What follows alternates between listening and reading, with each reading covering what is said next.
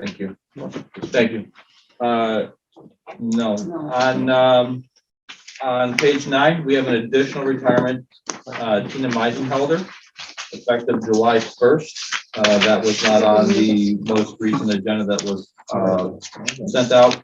And there is a date change for Cynthia Cierney. The board approved a date of, June 30th was on the printed agenda, and the actual date is July 8th of 2022. And we are seeking clarification on page 6. There's a resolution for Kelly Brothers to do some additional work at RFA. It's been questioned as to whether it should be phase 2 of the project or phase 3. So we're just attempting to get clarification for right now, and we should have that by the time we get to that part of the agenda. Thank you. Report of Superintendent of Schools. Thank you. Welcome back, everybody. 48 hours from now, we'll be able to see everybody's smiling faces for the first time in 2 years. Hard to believe, but hopefully we can get through that transition. Obviously, there's some families and students out there that do have concern for masking, and we'll still see some folks continue to mask for important reasons throughout the community. So look forward to being able to provide those that prefer choice the opportunity to have that choice with the masking situation. It is nice to see that the data supports moving in that direction. Another important conversation that needs to be had next is the testing. Mostly for school-related personnel. For those that might not be aware, all school staff have been required to provide COVID tests all year long, every week.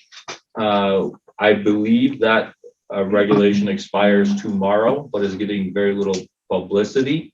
So we're trying to seek clarification if we can discontinue that practice for 2 reasons. Number one, it does rack up an expense for the school district, and number 2, it is very burdensome on our staff to have to test, but also our school nurses. Patty Bremen here in our office organizes that entire process, getting the tests delivered, collected, sent out for distribution, monitoring if somebody comes back positive. It is a huge undertaking that would really be beneficial to the district to not have to undergo that. So we continue to look out for that. Ironically, in a what I'll call a sick twist of fate, the state did issue a new mandate to school districts today. We are now required to report weekly the number of at-home tests we hand out to students or families. I don't know why all of a sudden, after 2 months of handing them out, we have to report weekly how many we hand out, but I think they just like getting data from us, and they built a really nice portal that I don't think they want to shut down. I have no reason for it, but at least it's not a mandate that affects students or teaching and learning a whole lot. So we're moving in the right direction, folks. So that's good. Just a couple of quick announcements about some things coming up for those that may not know. Kindergarten registration is next week in the buildings of which the students in which you reside. If you need more information on kindergarten registration, please just check out our website. We have all that information there, or you can call any of the elementary schools pre-K program. They'll be able to help you out. Also this week on Thursday, March 3rd at 6 p.m. in the RFA library, the ad hoc committee of the board will be meeting to discuss redistricting options. Are you guys going to entertain questions at that meeting? I don't. Yes. Okay, there's the answer. So if you have further questions about what they discussed that evening, it is not a new presentation of new information from the consultants. It is a discussion of the board about things that have already been occurring in ongoing discussions and brainstorming. Also, the next 2 weeks, March 9th, which is next Wednesday at 6 p.m., there will be a referendum presentation via Zoom at 6 p.m. That presentation is simply for the architects and construction management finance team to present the referendum project to the community. If you have not been up to speed on that, there is a project slated to be voted on March 22nd of this year. That project entails significant work continuing at RFA. The biggest portion of that is a new modern fire alarm system. Includes work in every elementary school in the district to enhance our security entrances, provide more secure vestibules for families as they enter the building. And then another piece of that project is an athletic facility at the current RFA site to entail synthetic field, baseball fields and synthetic turf softball field, new tennis courts in a better location for the students, and laying the groundwork for some additional athletic facilities down the road at the high school. So about a $21 million project, referendum going out, 0% tax increase thanks to the board and the district's ability to establish a capital reserve.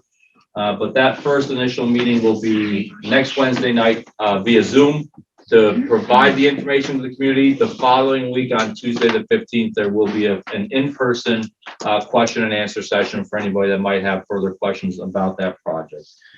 Lastly, but not least, right before break, we announced the RFA top 10. So congratulations to all those students involved. They are recognized formally by the Board of Education in June. Right now, we've only announced who the valedictorian and salutatorian are. The rest of the top 10 in rank order are announced at that meeting by the board in June. So congratulations to all of those students, and also announced right before break, we had 7 students receive the scholarship for academic excellence, which is a pretty prestigious scholarship to be awarded. Those students will be recognized by the board at the March 10th meeting. So congratulations to those students, their families, and all of their teachers throughout the years that have helped them get to this point.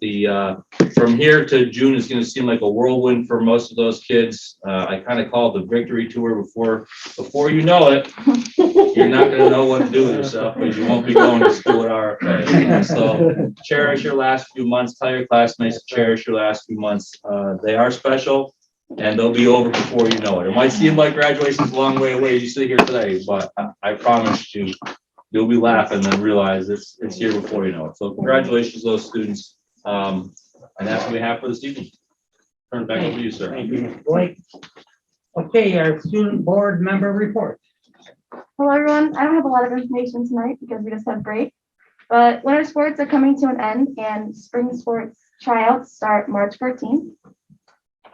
Heat of Fusion signups start this week, and we'll participate in Heat of Fusion events next week. So for those of you who don't know what Heat of Fusion are, they're events held after school and during lunches where the grades compete, whether that's sports or fun games or student knowledge. So it's a nice event we have. We have it in the fall and in the spring. So that's what I look forward to. And a lot of the students at RFA really appreciated the awards we hand out every week in the morning announcements.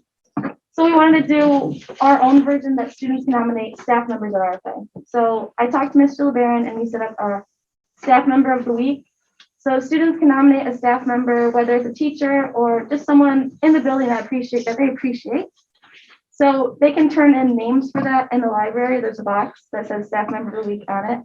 And we'll announce the winner this week on Friday. So this week is the first week. Very nice. Exciting. And that's all I have. Thank you, Lynn. Thanks. Yeah. Okay, at this point, the meeting is open for public comment. If you wish to speak, if you have not already done so, please complete a comment card with Mrs. Carmen. This is an opportunity to appear before the school board and express your views concerning agenda items and district affairs. We ask that you limit your remarks to 5 minutes. All public speakers are asked to refrain from making personal attacks for district employees and elected officials. Be advised that your comments do not enjoy the same privilege and immunity as statements made by members of the Rome Board of Education. That defamatory or obscene statements are prohibited. Please note that unless specifically indicated on the agenda, this time is not a question and answer period. There's no exchange of conversation with the members of the board or executive staff. However, if your comments require a response, every effort will be made to respond to your inquiry in a reasonable time frame. Thank you for your cooperation on that. And one more note, I'd like to say, we have several speakers speaking about the same topic. So please, when you get up there to speak, if you got new information to give us, please do, but please don't repeat the same things that other speakers have said, because we've already heard it. Okay, our first speaker is Ron Colangelo.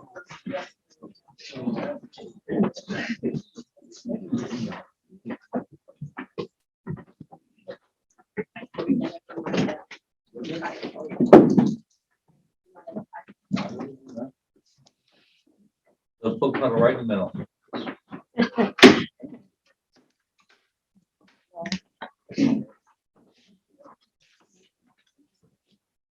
My name is Ron Colangelo. I'm a lifelong resident of Rome and a 2002 graduate of RFA. In 2008, my wife and I decided to make Rome our permanent home, and as such, raise our family here with the sole driver being the strength of the Rome City School District. We have 3 children, 2 of whom are currently students of Rome City Schools, one of whom will be joining the ranks of the Stokes Eagles this fall. Decided to stay here tonight and state publicly for the record that I support neighborhood schools. Based on all the information presented to the public thus far, in addition to countless hours I spent independently researching the topic and speaking to other parents as it relates to the subject of grade banding, this is a plan that I cannot stand behind. Let's forget the logistical nightmare this plan would impose on most working parents, especially those with more than one school-age child. Grade banding dismisses the social and emotional risk posed to children, some of whom will just be entering our educational system. It eliminates what expectations of higher grade levels are by peer-to-peer mirroring and mentoring, and ignores the impact of transitioning from school to school every several years of their academic life until they reach RFA. To my knowledge, there have been 0 conclusive studies on grade banding that have shown significant long-term gains in overall grades. And let's not forget that roughly 7 out of every teachers recently surveyed are opposed to the idea. To me, the ends don't begin to justify the means. I urge the members of the board to listen to the community on this issue. Your decision will have consequences for our kids to bear, both intended and unintended for years to come. Thank you. Thank you, Ron. Thank you. There is Jennifer Ross.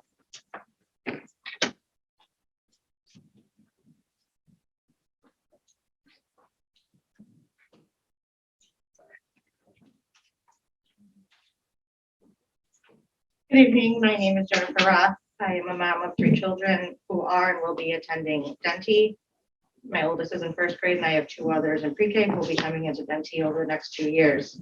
I have been following along in the process of redistricting, and after attending the first community discussion held in November, I was feeling a little concerned about some of the ideas that were being presented. From that concern, I knew I wanted to do something, and in speaking with other parents, it quickly became apparent that I was not the only one feeling this way, and I decided to create a petition to keep our community schools intact. This was the best way for me to quickly reach a wide range of individuals who may not be aware of the elementary redistricting discussions. As of today, that petition has 829 supporters that range from parents, community members, grandparents, older siblings, and even faculty.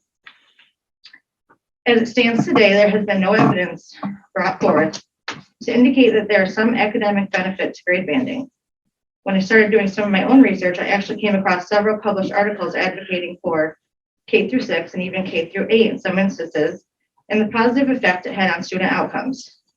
We cannot overlook the importance of our students feeling safe and secure in a school that helps shape them, where important bonds are created, and should follow along with our students as long as possible. We cannot let any of our students be lost in the fray by transitioning from school to school every few years or even less. Some of our most vulnerable students will be forced to rebuild relationships that can be hard to forge to begin with. When I think about what the function of the school board is, the obvious comes to mind: establish goals and set policy. But a school board also represents the community's voice. We serve as representatives and advocates for the community and our students. Our community has come together with the common goal of keeping our neighborhood schools intact and to not move forward with grade banding. We are open to change, but change that best suits our community. Over the course of the last few months, there have been so many supporters of our community schools who have used their voice, all who have presented inspiring evidence and thoughts that must be heavily weighed by the members of our school board. I'm proud to present this petition to you tonight. Although many of its supporters cannot be here, this does not mean they don't have a voice. Their opinions matter. I'll be emailing the full list of supporters and their comments to you all after this evening. It is my hope that you will take the time to hear what our community is asking. Keep our neighborhood, K through 6, K through 5 schools intact. Thank you. Thank you, Jennifer. Also, a speaker that's a parent from John Joy who was unable to attend, and I have her statement. It's short, if you don't mind. My name is Nadia Rashid, and I'm a mother of a John Joy kindergartner. Unfortunately, I'm unable to make the meeting tonight, but I'm on Zoom listening. I prepared the statement to be read for me this evening. There are many reasons I am pro-community schools, too many to list in a few short minutes. One reason is many students struggle with transition, change, and developing positive relationships. School and its personnel may be, and often is, the only constant they have in their lives. As someone who has worked with hundreds of families in this community over the past 10 plus years as a caseworker, and now a program supervisor at ICANN, I know this all too well. The switching of schools every few years will have an impact on the relationships developed, relationships that can last a lifetime. The transition from school to school is a preventable event, a preventable disruption in these children's lives. As a former turn road John Joy Tiger myself, I can still remember teachers and staff that had a great impact on me while in grades K through 6. Please consider all students and what is best for the community as a whole when making this decision. Thank you. Thank you. Dennis Perfetti. My name is Dennis Perfetti. I don't currently have a student in the district. As far as the redistricting goes, you guys tried this when Jeff was here. We were going to close city schools, redo this, redo that, redo this. Where's Jeff now? If they go through with this and you can overturn the board, you can bring it back to the table with a new board. Dennis, please talk to us. Okay, I'm talking to them too. You're here to talk See, to us. here's the issue. You guys sitting around that table right now, you forget who you work for. Us in the audience, we don't work for you. You work for us. Okay? Let's get that part straight. Second of all, I see a board member in Price Chopper. And I bring up the book, Boy Blue or whatever it is. And I said, well, that's a little strong to be teaching in school, isn't it? The board member told me there's worse stuff on the internet. Well, I certainly hope we're not letting the kids get on Pornhub in the library. Okay? Third of all, the rules are not like they are for the Democratic Party, where it's the rules for thee and not for me. If any one of us in this audience went to a game or verbally attacked a coach walking across the street, we'd be in big trouble. But apparently that doesn't go for what happens with the Board of Education. There's 772 signatures on an online parlay or petition, Tanya, asking you to resign. You can't keep doing this. It's hard enough to get taxpayers into this city and to put kids in this school when they have to worry about a board member attacking a coach walking across the I gotta street. stop you right there, Dennis, because this is under investigation, so I can speak. No, John, this is my turn. you cannot talk about the specific incident. Well, I'm talking about all the incidences. From what I've been told, there's more than that. They just haven't come to light because somebody's shoving them under the rug. Okay. I think the advice we've received from our attorney was that we can't comment, but if the public wants to comment. Okay. But they Oh, didn't know. but you can't. He said they can't talk about the incident, so. That's how I have This incident's all over the city of Rome. You can't talk about it. People are talking about it all over. Enough's enough, don't you think? I knew where you come from. I know Joe wouldn't put up with it. I know Mezza wouldn't put up with it. We're not going to do this no more. You have all this stuff going up on the base. You have all these people that are going to infiltrate into this area. Not just the Rome area, but there's jobs on the base. You honestly think about it. If you were moving in and you read all the reviews on all the school districts, I will guarantee you this isn't going to be the first place you come because of nonsense like this. We all get heated at basketball games. We all get heated at everything. We never think anything's fair. But you know what? Let them sort it out. Let them sort it out. You pay a coach to do a job. You don't like the coach? You don't like the job? Fire him. Don't renew his contract next year. You can't verbally abuse people from the stands. I know back in the day, and most of you probably know who I'm going to bring up is Buddy Evans. If you would have did that when Buddy was out there, Buddy would have come in the stands and got you himself. Okay? Enough's enough. It's time for you to resign. Do everybody a favor.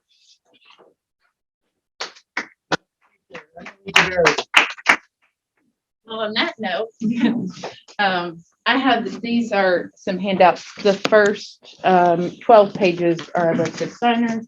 And then after that, you will find policy 1026, which is your own code of conduct. And I've highlighted specific portions of the code of conduct that I feel have been violated. That would be a legislative violation. In some cases.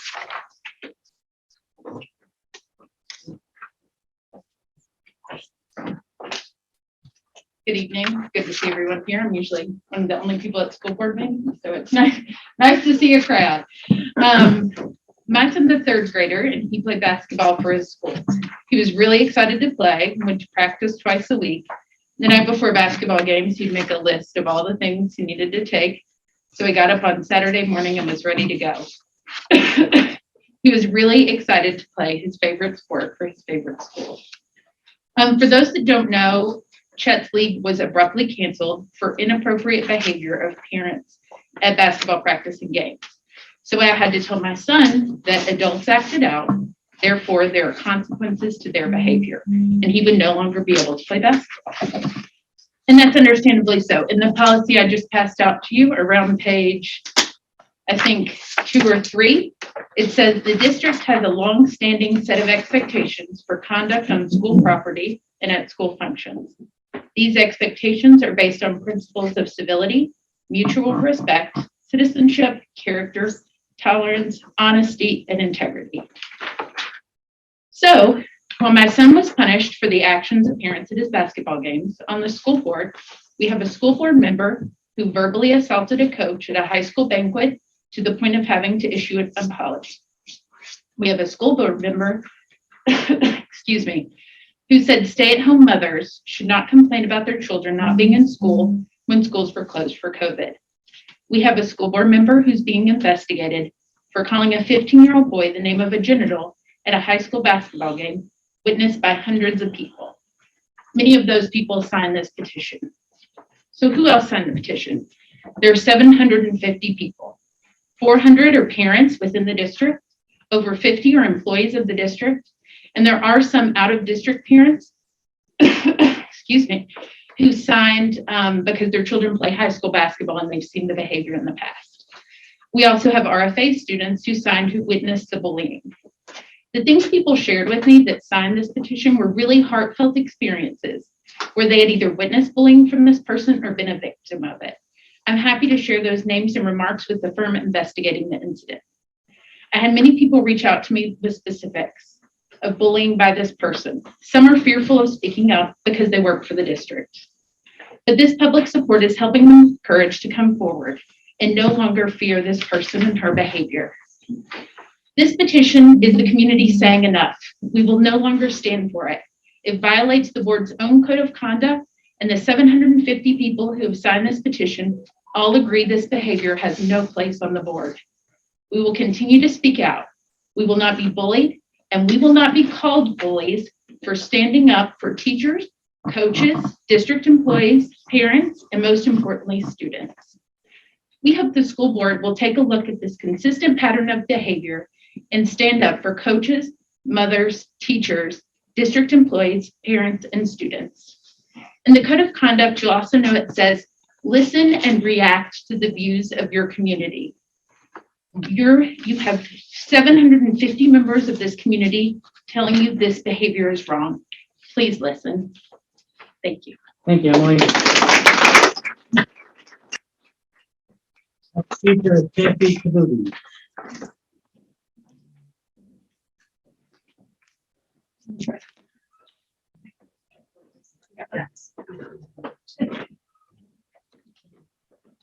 All right, Good evening, board members. My name is Cassie Knudi, and I come to you tonight as a future parent to a kindergartner of Ridge Mills next year.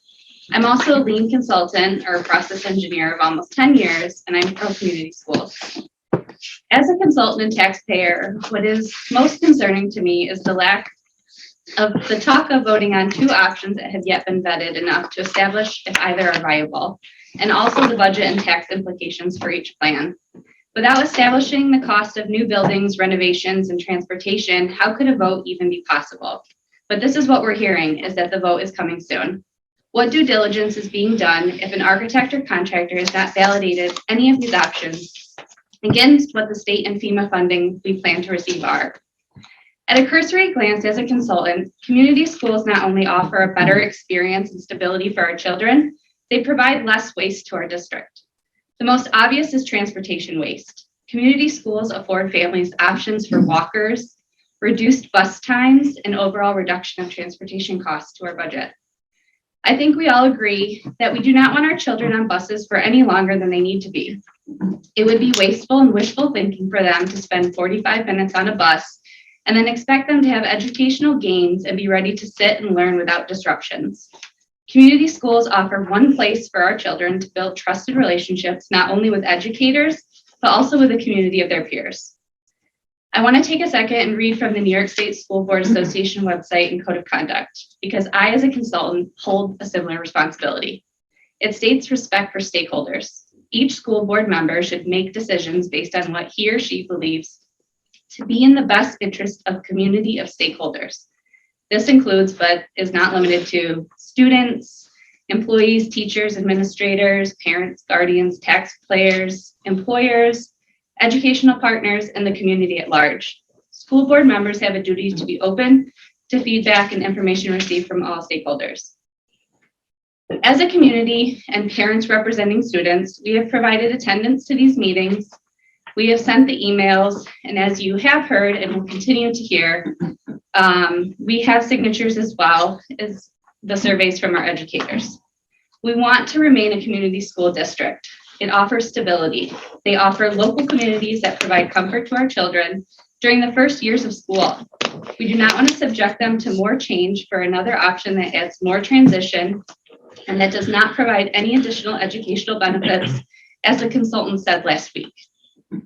I would like to share my empathy for the weight of such a critical decision about our future and the school district that lies on all of your shoulders. And I would encourage you to, after obtaining more facts, a cost-benefit analysis, to move this decision to the community to vote on. But if you must move forward with making this decision, to listen. You've heard from these meetings through email, through surveys and petitions, and through representation from each school that Rome is and remains a pro-community school district. And as elected board members, remember that your oath was not to do what you think is best for this district, but to listen to your stakeholders. Thank you. Thank you. Sarah Edwards.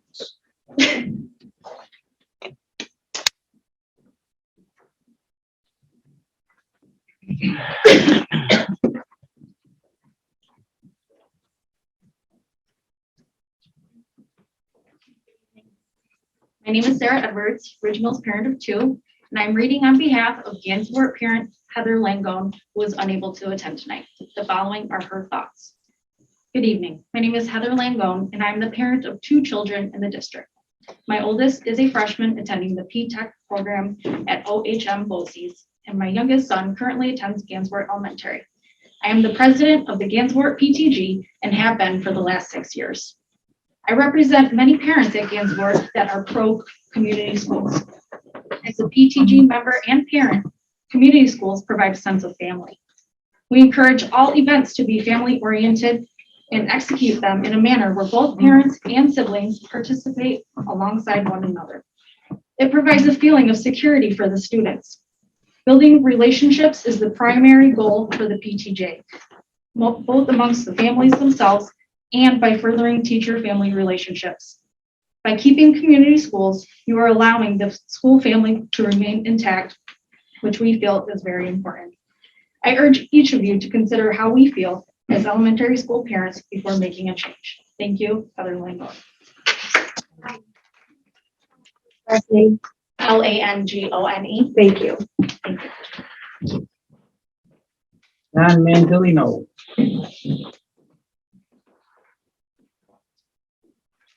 Good evening. My name is John Maggiolino, and I'm here with my wife Becky and many other parents to speak in support of community schools. I serve on the Zoning Board of Appeals, and I know how difficult decisions can be when they affect so many people. When I'm facing a difficult decision, I like to hear from the people affected most by the change. That gives me the best perspective and insight into how the change will affect my community. Over the past month, all I've heard from my friends and neighbors are concerns about the potential changes with the schools and our children's education. Some people aren't clear on the changes being proposed.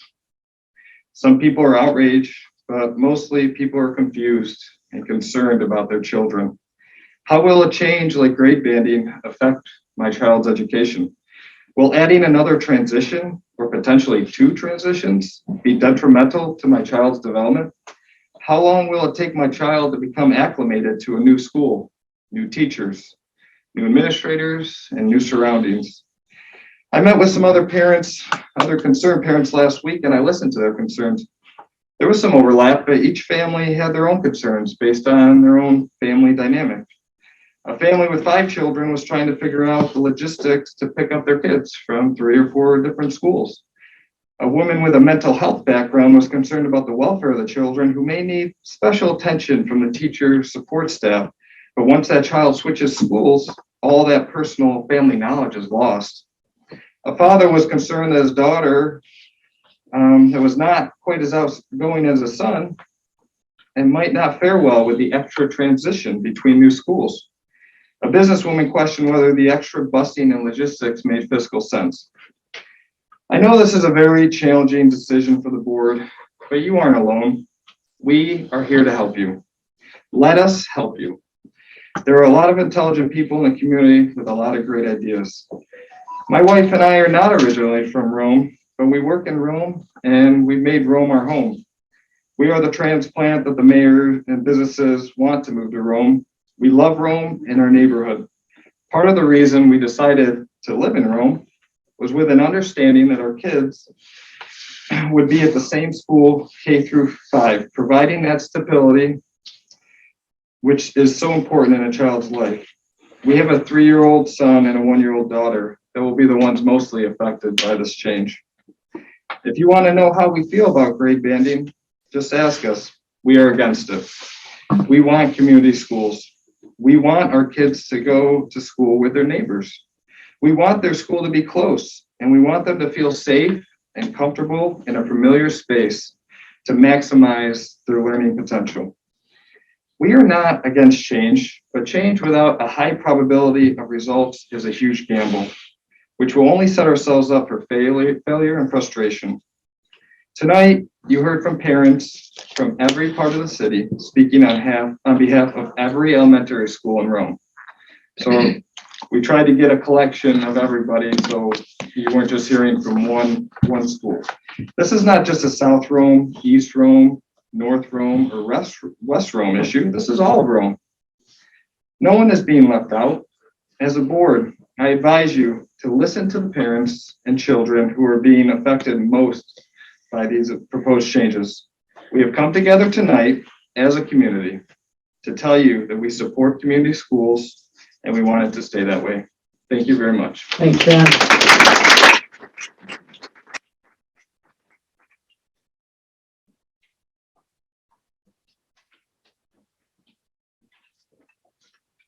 Might have missed somebody.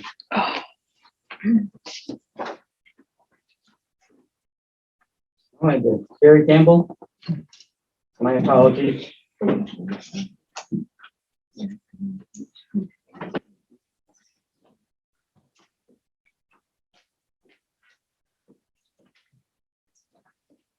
name is Carrie Campbell, and I have 2 little girls that are proud Bellamy Bulldogs. They are 8 and 10 years old, and they love their elementary school. In fact, the youngest one has been there since my oldest was in kindergarten, so she's been there even longer. And she looks forward every year to hopefully having the teacher that her sister had. And that's something that is common in the elementary schools. I also substitute teach at the elementary schools. And I have the privilege of seeing when siblings come in, when they come in with their cousins. Sometimes I substitute teach in a kindergarten room, and I see the older brothers and sisters helping the younger ones, taking their shoes off, making sure their coats get hung up, helping with the boots. And you know what? They're really proud of that. They're happy that they get to help their siblings. They give them a hug and tell them to have a good day. You guys don't get a chance to see those things, but those things wouldn't get to happen if there was grade banding. And those things really, truly matter. You know, when you're in a class, when you're in a building that's K-5, then you get to be those role models. You get to tell those older kids, you need to behave in the hallway. Look at these little eyes that are watching you. And those little eyes do watch you. Because when I'm leading that kindergarten class, I say, look at those fifth graders. One day you're going to be those fifth graders. Look at those older teachers are watching you. You might have those teachers one day. And that helps to build the village. Everyone talks about it takes a village to raise a child. That's what these elementary schools are. Those are our villages. Because even when my kids don't listen, my kids are good, but they are not good all the time. Sometimes I need backup. And I know that I can count on my kids' teachers to back me up. You know, and if it's not the one from this year, I could say, you know what, Miss Caps, could you tell Katie that this is how we need to do it? And Katie will listen because she knows Miss Caps is right. But you know what? If we were in a different school, I couldn't do that. And she wouldn't have that village to help raise her.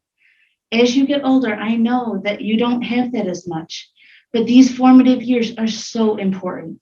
And as parents, we need all the help we can get.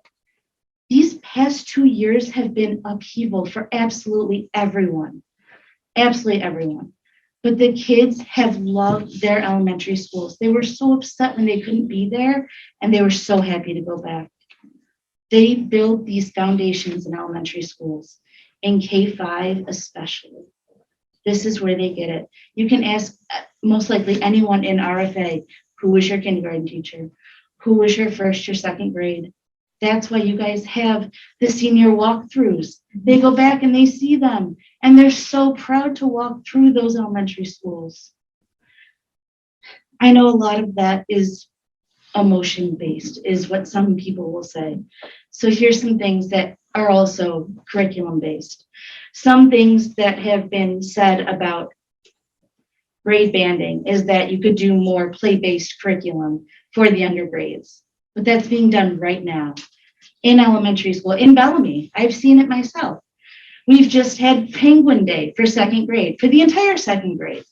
They went from classroom to classroom doing different activities, completely play-based curriculum that they learned from and they enjoyed and they remembered. That is a clear indication right there of what they're doing. The older kids, they had project-based learning from when the Olympics were going on. They did graphing of which countries won which medals. Right there, you've got different types of learning that are going on. It doesn't take a special school or a special type of banding to make those things happen. They're happening right now. And our teachers are doing it. We have fabulous teachers. And I'm sure we have fabulous teachers throughout the district. We want neighborhood schools. I understand, trust me, I understand we're overcrowded. And the sixth graders do most likely need to go to Stroud. But it can't be at the expense of their ball fields or make their cafeteria worse. As long as there's a way to make it work, then the sixth graders do need to go to Stroud. But grade banding would make it much harder on working parents, on all parents. I'm a stay-at-home mom, except when I sub, but I sub at my kids' school. But you know what? When it comes to busing, it's really hard. And one way that we made it work this year and last year is when you guys asked us to bring the kids to school. So we did it. But if your kid is in, or if your children are in 2, 3, 4 different buildings, how do you do that? How could you possibly make that work? You don't. And there's not a horde of bus drivers just waiting for jobs. It's not going to happen. So we want to make this the best way that we can. And right now we're telling you, we want neighborhood schools. We want that village and we want to keep our village. I also would like to I'd like the board to clarify. There was someone else that spoke that said that the community is confused about some of the facts. We need a specific timeline of when we're looking at for this to happen. Because everyone knows we're overcrowded right now, but this isn't gonna happen right now. This is almost March. This isn't gonna happen right now. Can you specifically give us a timeline of about when this is going to happen? And possibly let us know what you're gonna do about next year. Is it just gonna stay the same for next year? And the last thing I'd like to ask is, we had the last public information meeting for Stroud. I saw it on Zoom. That was 11 days ago. And there were slides posted. And I wanted to reference them to go back and look at the numbers, but I couldn't because I didn't see them posted anywhere. And I'd really like to see them. So Yeah. I'm assuming we're paying this consulting firm a lot of money, and I'd really like to see a little bit more from them. I don't know who's in charge of that, but if we could clarify some of that, I appreciate it. Thank you. Thank you, Carrie.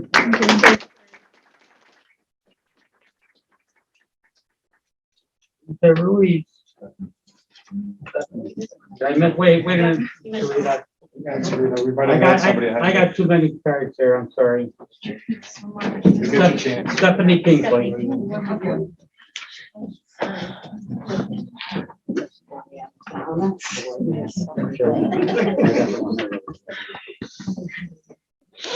Okay, so I'm not really familiar, it's my first time joining a board meeting. I do want to address a few things that I see and that I do hear. I work in Stroud School, and I feel like there's a lot of unfairness that goes on in school. And like my daughter, for instance, my daughter has been suspended for the rest of the school year for a video / pictures that she posted that stemmed to a school threat, which had nothing to do with my daughter, and that child is allowed in school. I don't see how that would be fair for that, for that situation. Another issue that I would like to address is the all genders bathroom. I see children, I'm not against transgenders, because I have friends that are. What I don't agree with is how the boys go into the girls' bathroom and the girls go into the boys' bathroom. That I don't agree with. That is just not right. That's why they made the all genders bathroom.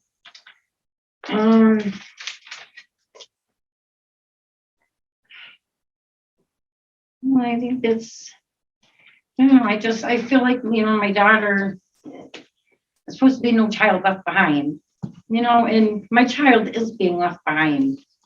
She's not getting the education she's supposed to be getting. She's failing. She's not getting the help that she's supposed to be getting. And I just feel like it's just not fair. I've already appealed it, and obviously my voice didn't matter. I'm just trying to do what's right for all children, like there should be a different kind of solution instead of suspending them and sending them to a tutor 2 hours a day, Monday through Friday. That's not a proper education. She's not, a lot of the kids aren't getting the proper education. And I wish that you guys can come up with a different kind of solution with consequences and suspending children. I don't know, that's pretty much all I have to say. Thank you, Stephanie. thank you. Hey, Sarita, sorry about that. That's okay.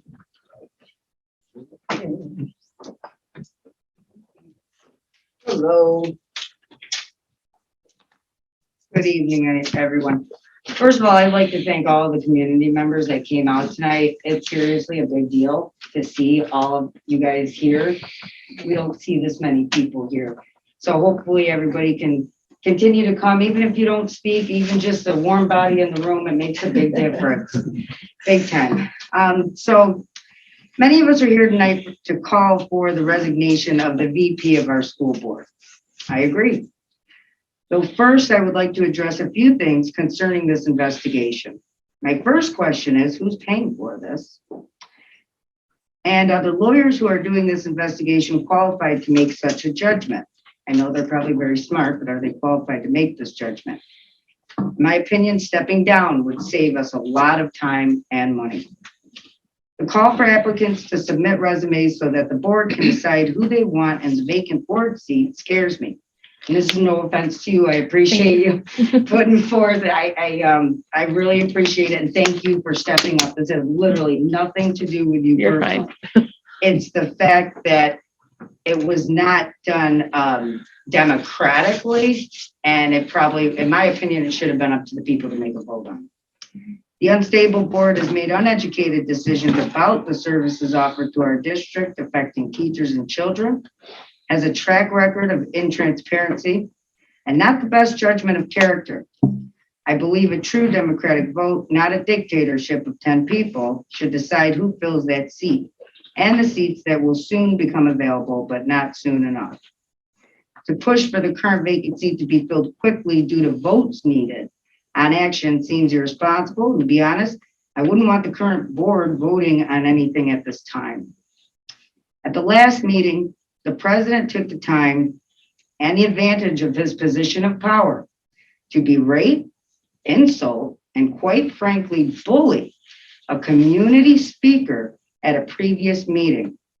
I was in shock as I listened and watched this man publicly humiliate this woman by name, cowardly, not even giving her a chance to defend herself. This personal attack goes against your own standards. This woman deserves an apology, and then we do. This is an embarrassment for our city. There is a time and a place for everything, and this meeting was not it.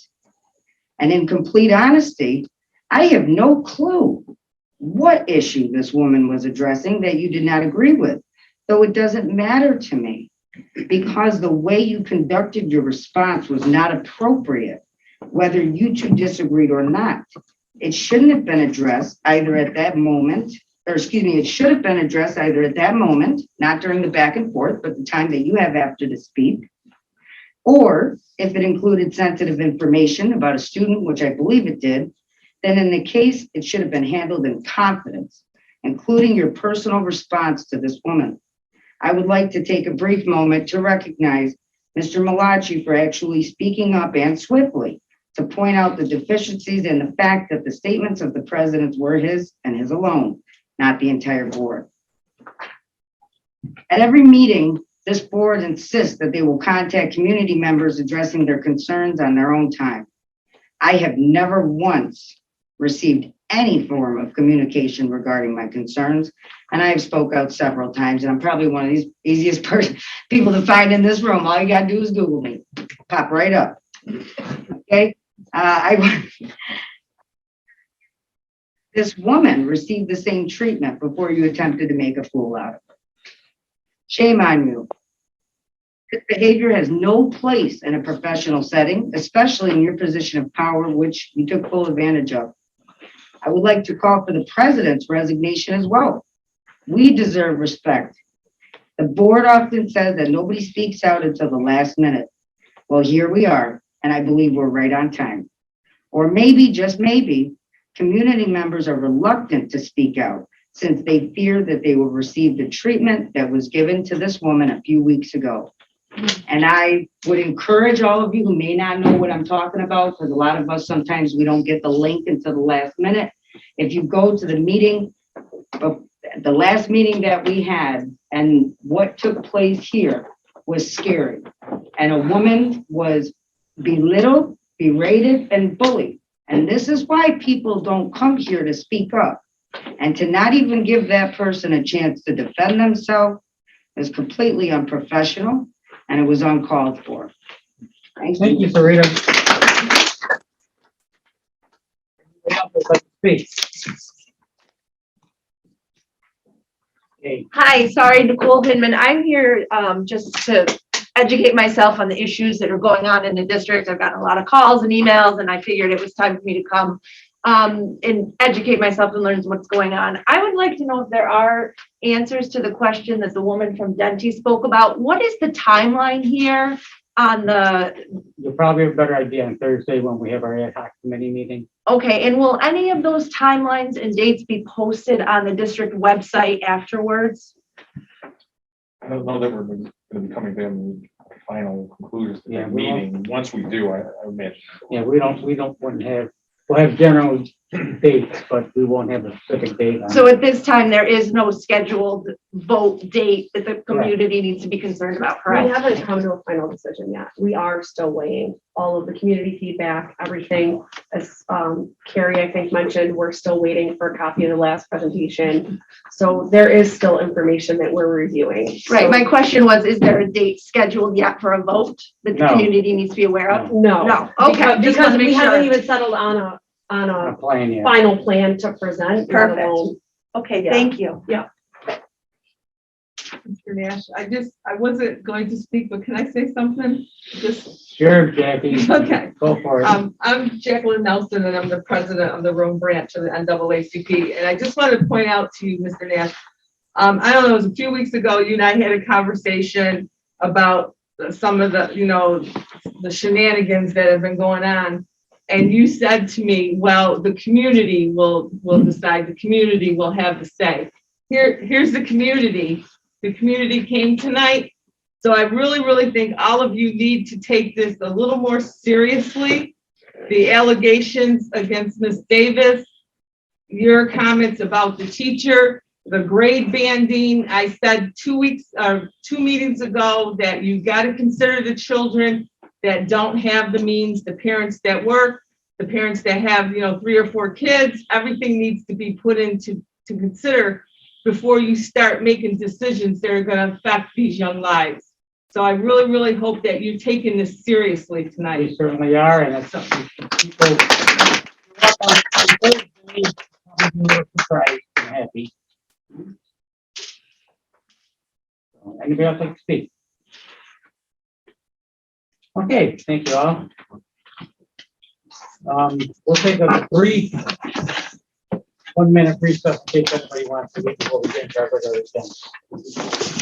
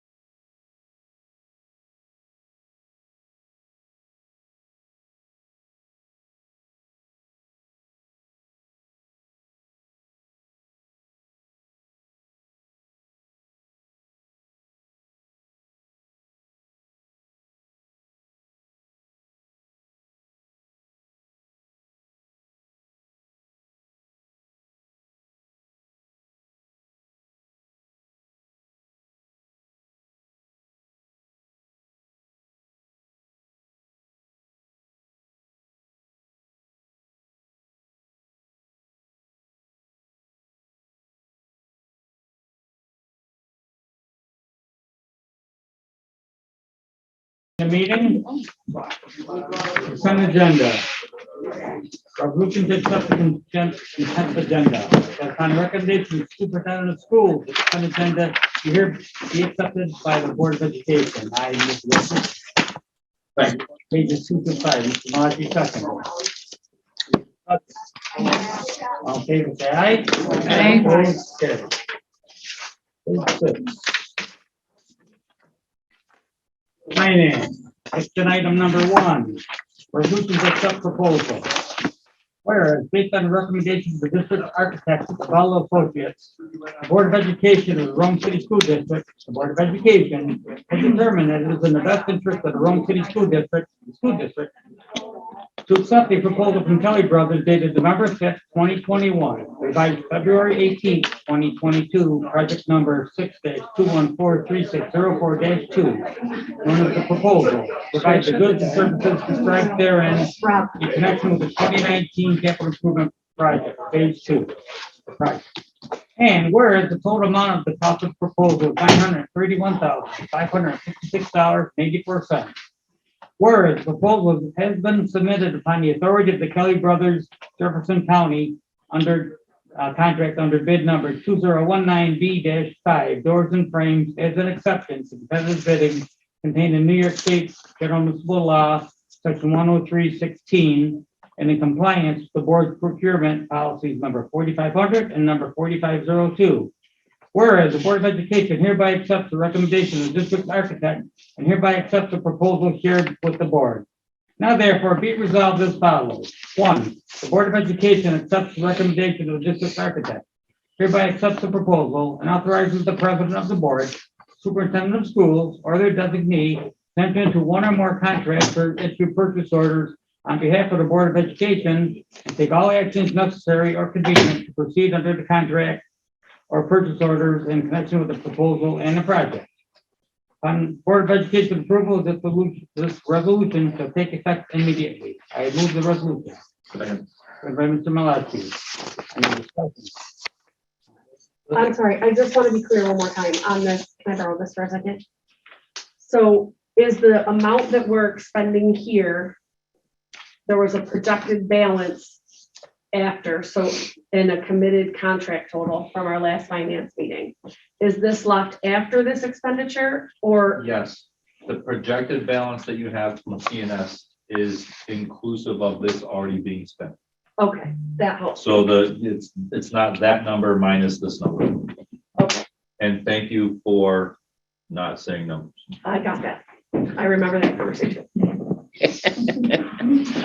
Any further discussion? All in favor, say aye. Aye. Opposed, carried. Finance action item number 2, resolution to accept change orders, 2019 capital improvement project. Whereas the Board of Education of the Rome City School District, the Board of Education previously authorized the 2019 capital improvement project, and whereas during the course of the project, certain changes to the work covered by various contracts have been determined by Labella Associates, DPC, the project architect, to be required, and whereas the project architect and the involved contractors will prepare, sign, and submit proposed change orders for the following work. PCO-045, additional general conditions, $28,288.20. And whereas the Board of Education has determined that it is in the best interest of the school district to approve the proposed changes and accept the proposed change orders. Now therefore be resolved as follows. 1, the Board of Education approves the changes set out in this resolution. 2, the Board of Education hereby authorizes the president of the board to sign the change orders on behalf of the Board of Education and take all actions necessary or convenient to proceed under the contract as amended by the change orders in connection with the project. 3, the Board of Education hereby authorizes the superintendent of schools to sign the New York State Education Department required certification in connection with each change order and take all necessary actions, necessary or convenient to satisfy applicable change order certification and filing requirements. 4, the Board of Education approval of this resolution shall take effect immediately. I so move the resolution. Second. Second by Mr. Malachi. Any discussion? And the invoice seemed somewhat bare. Detail as to what this expenditure is for. Could we get some It's all the additional work we added to the natatorium, the pool. Didn't we But just this- do one just like this? This sum specifically, is it for just the cost of the supervisor to be on site, or is it for something else? I can ask Nate. I don't think the contract has gone beyond what he was supposed to be. He's working on site. If the facilities in the Levy said that they would be entitled to a lot more than this, based on the amount of time they're spending on site compared to what the original contract called for. But it's essentially for time on site for the additional work that we've added to the project. Any further discussion? All in favor, say aye. Aye. Opposed, carried. Nothing, Can we ask Nate to have that information for us next Tuesday or Tuesday the 15th? What's that? Wanted to know more of a breakdown of what this 28,000 entails. Actually, that's fine. I understand. Well, we got a facilities meeting coming up, but it's okay. So what's there, an attachment on page 2 about additional supervision, you want that broken out more? Yeah, I thought we got it. Well, Joe referenced the invoice, just, it's vague. Okay. okay, I have nothing further to report on the committee report. We are meeting tomorrow morning at 10 o'clock. Oh, it's not. It's the 8th. It's the 8th. March 8th. Oh, no, I'm sorry. You're a week early. It's a week early. John will be here tomorrow, 10 o'clock, signing autographs. I'll come visit. I've done that before, right? A week early than a week late. That's right. Okay, so we don't meet the next Tuesday, the 8th, so don't show up tomorrow. And with that, I'll turn it over to Mr. Hagerty for facility. Okay, so we talked a lot about our last meeting where we went over the status and, the daily report. And just to bring you up to date, but I think we all got this, and Peter had suggested that our next meeting, which is on the 15th, be at RFA to review and see some of the work that we've been talking about. If you're not familiar with all of the projects, it'd be pretty informative. And that's pretty much what you had in mind. That's it. Yeah, I think it would be good to host a meeting at RFA. We could walk the project, specifically the pool area, so people can see the progress and where things stand. We did this actually.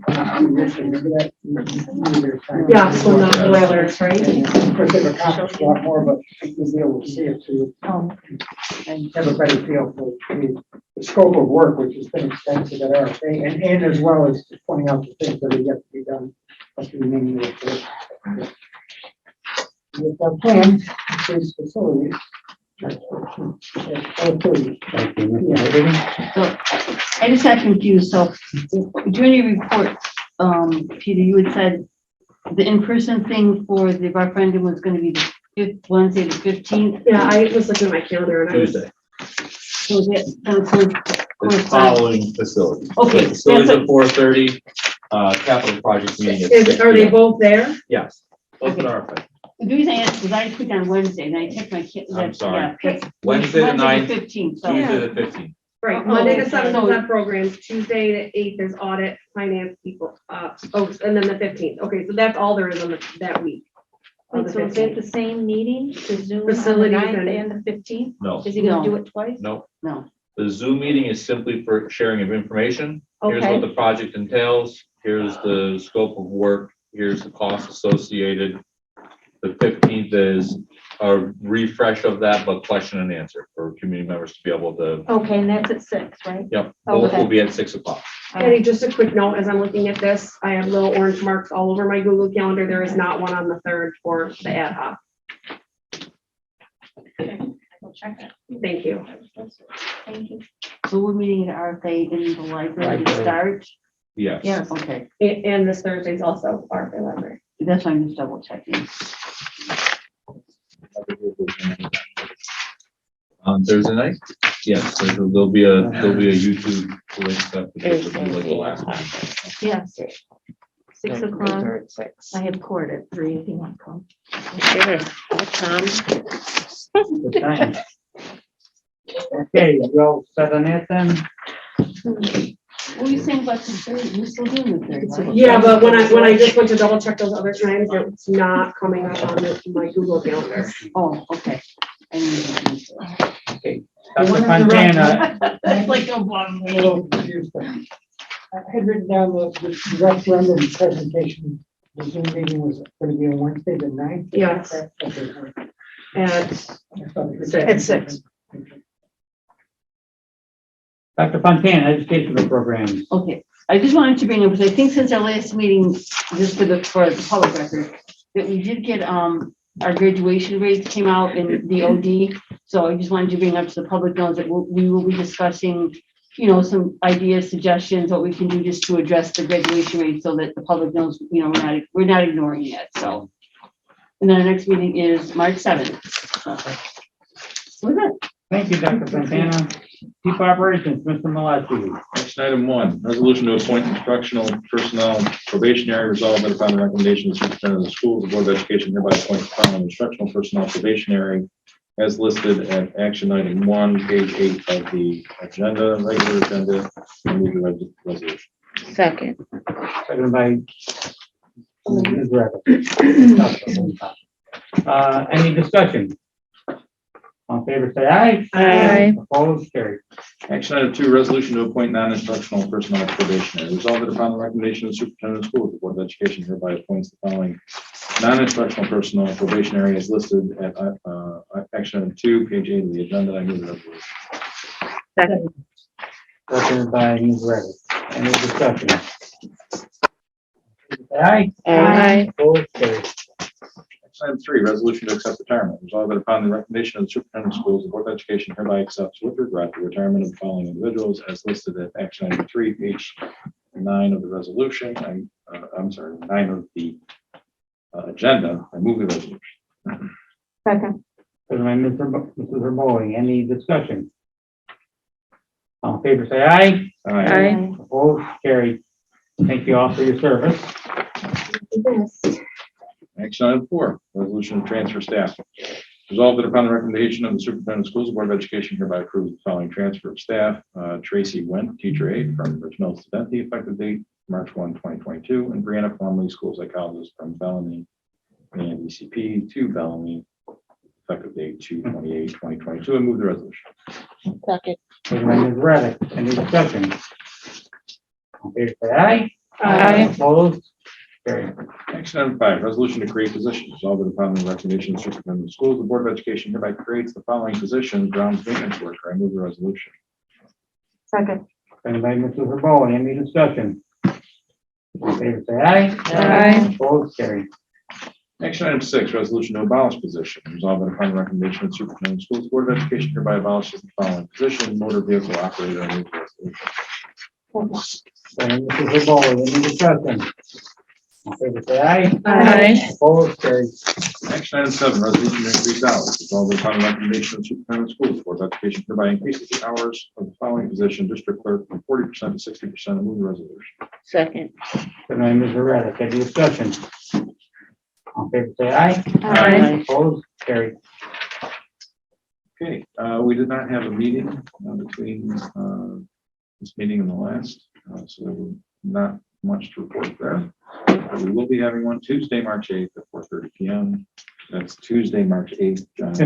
Okay, not tomorrow, right? No, no. It's because January took forever and February blew by. So I know, I can't believe it's this Thank you, last Mr. day. Malachi. Policy, Ms. Davis. Mr. Smith, do you have any updates for us? Just waiting, so the board docs does not want to do any trainings until the district hires a clerk. They know that we're searching for somebody, so they want to wait till that person's appointed, before they come out and do their training. But aside from that, I have not received any other updates from NISBA. I haven't seen, they should be due for a new quarterly, probably sometime this month. Actually, they said that they have not really been going quarterly, but only as long needed? dictates, since COVID. So it might not be right then. I I guess still that, haven't been able to get access to board docs. They haven't sent that, but they have said that everything is in board docs. Or so I working on guess the question is, we had held off on having another meeting and held off on moving into our next 2 sections until we decided we wanted to work it in the new format through board docs. So I need to know from the board as a collective if that changes. We've been trying to go through this process for 2.5 years. So I guess at this point, are we wanting to request the 2000 section just be forwarded to us and start working through that? Or do we, We don't, it's such an uncertainty as to when we're gonna get that clerk position filled that can't stop board business, you know. okay, then I'm gonna take a look at the calendar. Unless you want, yeah, We need to finish the 1000s, yeah. So, okay, so, start 2000s. yeah, so I will send an email and copy you tomorrow, Peter, asking for the 2000s. And then I'll email to ask for a good meeting date from there. Thank you. Is there any miscellaneous or old business to discuss? I have something, just to note, and you may have seen it, I was reading some of these on board, and in particular, the issue before the most recent, which is dated the 21st of February. They did a research roundup on learning during the pandemic, where they looked at, the different ways that districts implemented and dealt with the pandemic, and then they came up with some different measures of learning or impact. And the theme of the article is did students lose learning over the period of the pandemic? And it's pretty interesting. There's a couple other articles in this particular. One is on redistricting at the state level, that's and there's one on board dealing with issues like the Holocaust, the more touchier areas, and whether it should be part of the curriculum. So I recommend it to you if you haven't looked at it from the 21st. It's pretty good, pretty informative articles. Some good At some articles in length, there. yeah. You'll be getting it soon, Danielle. I just have a quick question too for Chris. I had someone ask me, so when we're looking at our attendance data, which thank you again for providing this, it is helpful. The difference we obviously have K6 to 712 is the absence data that we're looking at unique. 712 is period by period. So I guess how deep of a dive do we do to see if we're looking at graduation rate, we're looking at a 912 cohort, and we're looking at where we're losing kids. Are kids missing a whole day when we look at this data? Are kids missing certain periods? I know we have coverage in the hallways right now to try to minimize kids not being in class. I don't know if that's as prevalent a problem at 7-8 as it is 912, but is that maybe something we can take a little bit of a look at in ed programs? Like, I guess I'd be curious to compare. Yeah, Chris's team is going to have a deep dive for you on the grad rate. You'll notice in the grad rate, 12% of students are still enrolled. We've done a deep dive into that. If you look carefully at the numbers, it's what you see reported by the state is not reflective of what's actually happening. And Jen DePerno specifically has done a really good job of student by student identifying the 49 kids that are still enrolled and why they did not graduate. I think there'll be some things that are pretty enlightening. So we have all that information for you. I think the piece that's standing out to me is the 11% dropout rate. We were at 2.5 times the state average. 11% though is about average for the district. That's, if you look historically, we fluctuate from anywhere from 8 to 13% on that statistic. The big number to dive into is a 12% still enrolled, which is very abnormal for us. It's about double what we would actually normally see. I basically had a parent say to me, is my child, I don't know that my child's being marked absent for the day because I'm not getting any of the calls, the robocalls, but I'm pretty sure my kid is skipping classes. So I don't know if that's deflating our overall attendance data or inflating, like it's hard to say, right?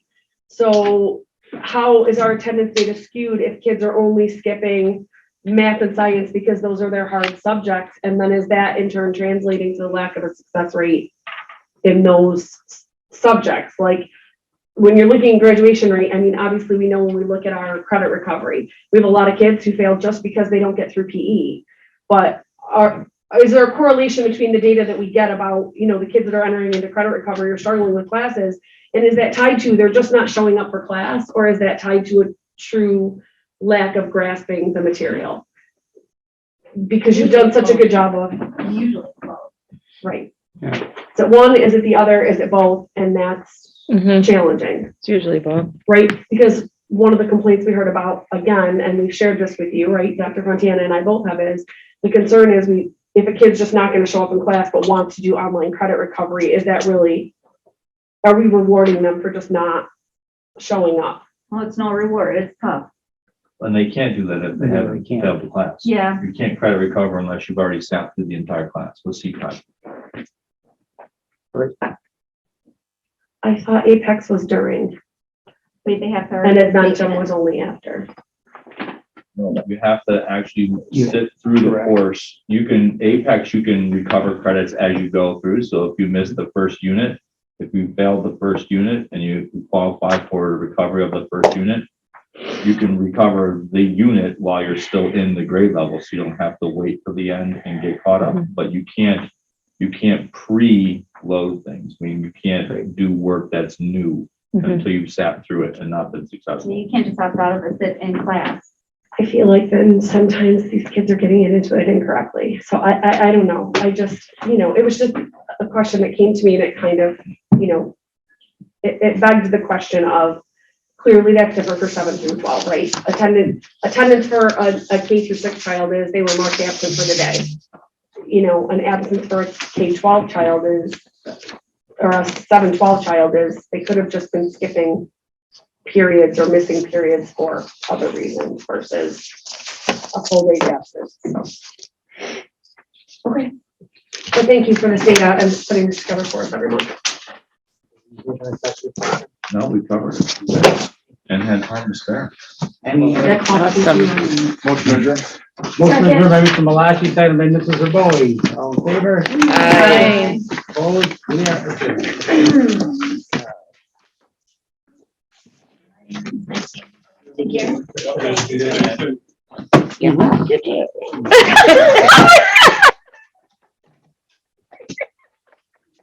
Thank you. That was great. Are we out? Danielle, feel free to take all the cookies.